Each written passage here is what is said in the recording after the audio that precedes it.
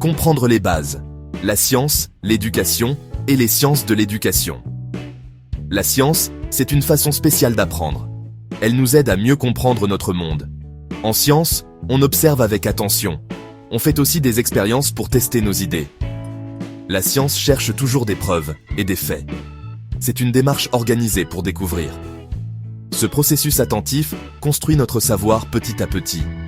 Ça nous aide à comprendre comment les choses fonctionnent vraiment.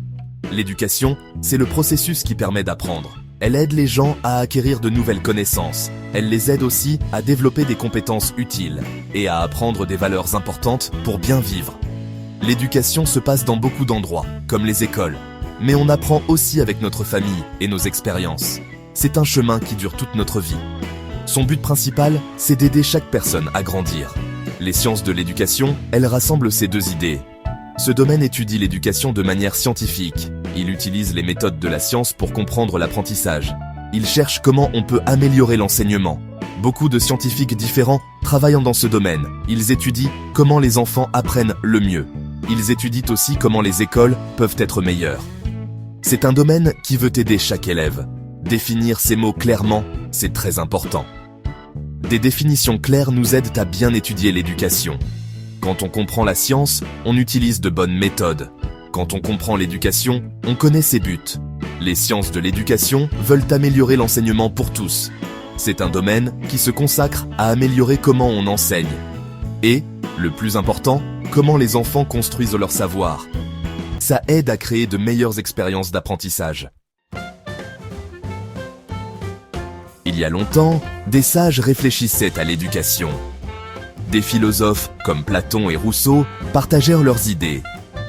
Ils se demandaient comment les enfants apprennent et grandissent. C'étaient des pensées importantes, mais pas encore une science. Ils n'utilisaient pas l'observation systématique à l'époque. Mais leurs questions ont lancé la discussion. Ils ont préparé le terrain pour les études futures. Ils nous ont fait réfléchir à la nature de l'apprentissage. Les sciences de l'éducation ont commencé à se former plus tard. C'est arrivé à la fin du 19e siècle. Elles ont grandi encore plus au début du 20e siècle. De nouveaux domaines comme la psychologie ont beaucoup aidé. La sociologie aussi a donné de nouvelles façons de voir l'éducation. Les gens ont vu qu'il fallait une meilleure approche. Les écoles se développaient et de nouveaux défis sont apparus. Une étude systématique de l'éducation était nécessaire. Bientôt, les sciences de l'éducation sont devenues un domaine à part entière. Les universités ont commencé à offrir des cours dessus. Les chercheurs ont commencé à se concentrer sur les problèmes de l'éducation. Ils voulaient utiliser des méthodes scientifiques dans les écoles. Ça voulait dire observer attentivement les enfants. Ça voulait dire tester de nouvelles façons d'enseigner. Le but était de rendre l'éducation plus efficace et de la baser sur des preuves, pas seulement sur la tradition. Plusieurs choses ont aidé ce domaine à grandir. Notre compréhension du développement de l'enfant a augmenté. On a appris plus sur comment fonctionne l'esprit des enfants. La société voulait aussi de meilleures écoles pour les enfants. Il y avait un fort désir d'améliorer l'enseignement. Les professeurs voulaient des méthodes qui aident vraiment les élèves à apprendre. Les sciences de l'éducation continuent d'évoluer même aujourd'hui. On apprend toujours plus sur l'apprentissage. Beaucoup de penseurs ont aidé à former les sciences de l'éducation. Leurs idées ont été très importantes pour ce domaine. Ils observèrent les enfants et réfléchissaient à l'apprentissage. Leur travail nous guide encore de bien des façons aujourd'hui. On apprend de leurs études et de leurs découvertes. Regardons quelques-uns de ces pionniers. Ils nous ont montré de nouvelles façons de comprendre l'éducation.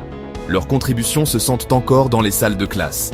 Mon propre travail s'est concentré sur comment les enfants pensent.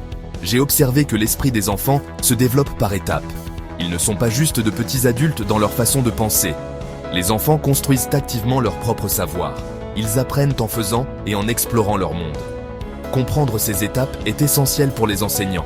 Ça aide à créer un apprentissage adapté à l'enfant. L'apprentissage actif est très important pour le développement. Maria Montessori était une autre figure importante. Elle a développé une méthode spéciale pour les jeunes enfants. Son approche était centrée sur l'enfant. Elle a créé des environnements où les enfants pouvaient explorer. Elle a conçu des matériels spéciaux pour les aider à apprendre. L'indépendance et l'autonomie étaient très importantes. Elle croyait qu'il fallait observer l'enfant de près. Ces idées ont aidé beaucoup d'enfants dans le monde entier. Émile Durkheim a regardé l'éducation du point de vue de la sociologie. Il voyait l'éducation comme une chose sociale très importante. Ce n'est pas seulement une question d'apprentissage individuel. Les écoles aident à transmettre les valeurs et les normes de la société. L'éducation aide les enfants à faire partie de la société.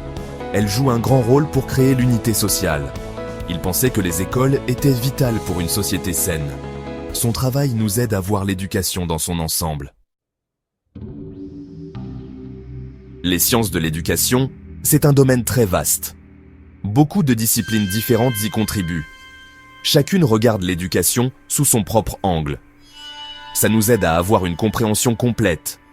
C'est comme regarder un bijou sous différentes facettes. Chaque regard nous montre quelque chose de nouveau et d'important. Ensemble, elles forment une image riche de l'éducation. Ça nous aide à trouver de meilleures façons d'aider ceux qui apprennent. La psychologie de l'éducation est une discipline importante. Elle se concentre sur comment les élèves apprennent et se développent. Elle étudie des choses comme la mémoire, la motivation et la pensée, et comment les capacités des enfants changent quand ils grandissent. Les psychologues utilisent des expériences et des observations d'enfants.